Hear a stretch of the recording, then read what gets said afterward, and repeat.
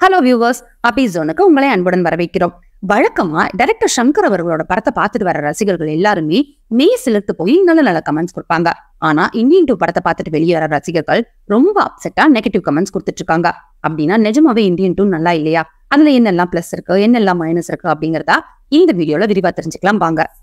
சங்கர் சாரோட இயக்கத்துல கமலஹாசன், சித்தார்த், ரகுல் பிரீத் சிங், பிரியா பவானி சங்கர், எஸ்.ஜே. சூர்யா, சமுத்திரக்கனி, ஜெகன், விவேக், பாபி சிம்ஹா, நெடுமுடி வேணு அப்படின்னா ஒரு நட்சத்திர பட்டாலுமே நடிச்சு வெளிவந்திருக்கிற படம் தான் இந்தியன் 2. இந்தியன் 2வோட ஸ்டோரி என்ன?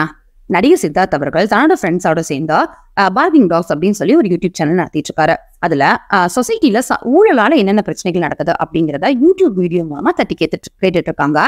எத்தனையோ வீடியோக்கள் போட்டோம், அதனால எந்த ஒரு பயனுமே இல்லை அப்படிங்கிற ஒரு கட்டத்துல இந்தியன் தாத்தா திரும்பி வந்தா நல்லா இருக்கும் அப்படின்னு அவங்க எல்லாம் ஃபீல் பண்றாங்க. அதுக்காக கம்பேக் இந்தியன் அப்படின்னு ஒரு ஹேஷ்டேகையும் உருவாக்குறாங்க. இந்த ஹேஷ்டேக தாய்பை நாட்டில் இருக்கிற இந்தியன் தாத்தா பார்த்துட்டு இந்தியாவுக்கு திரும்பி வர்றாரு. இந்தியாவுக்கு திரும்பி வர்ற இந்தியன் தாத்தாவை நெடுமுடி வேணுவோட மகனான பாபி சிம்ஹா கைது செய்யறதுக்கு துடிக்கிறாரு.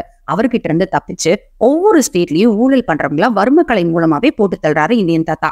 கடைசியில இந்தியன் தாத்தா கைதானாரா தப்பிச்சாரா அப்படிங்கறதா இந்தியன் 2வோட கதை.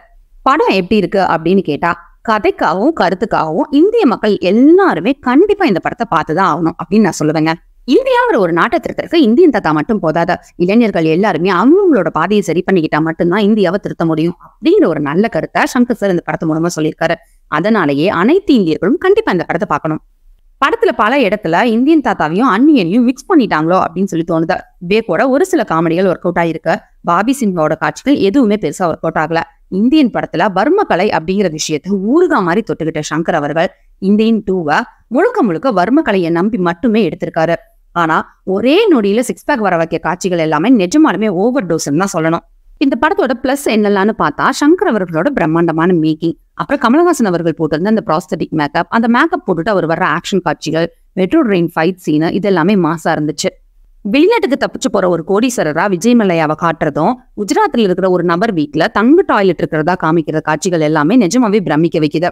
அது மட்டும் இல்லாம மார்ஸுக்கு போறதுக்காக ஒரு கோடீஸ்வரர் 0 கிராவிட்டில பயிற்சி செய்யற இடத்துக்கே போய் கமலஹாசன் அவர்களும் பறந்துகிட்டே சண்டை போடுறது, அவரை வர்மக்கலை மூலியமா போட்டு தள்ளுறது, இது எல்லாமே பாக்குறதுக்கு நல்லா இருந்துச்சு. படத்தோட செகண்ட் ஹாஃப்ல சித்தார்த் அப்புறம் அவரோட யூடியூப் நண்பர்களோட வீட்டுல இருக்கிறவங்க செய்யற ஊழல்கள் எல்லாம் வெளிச்சத்துக்கு வர்றதும், அதனால இவங்களுக்கு ஏற்படுற பிரச்சனைகளும் படத்துக்கு ஒரு நல்ல எமோஷனல் கனெக்ட கொடுத்திருக்கு.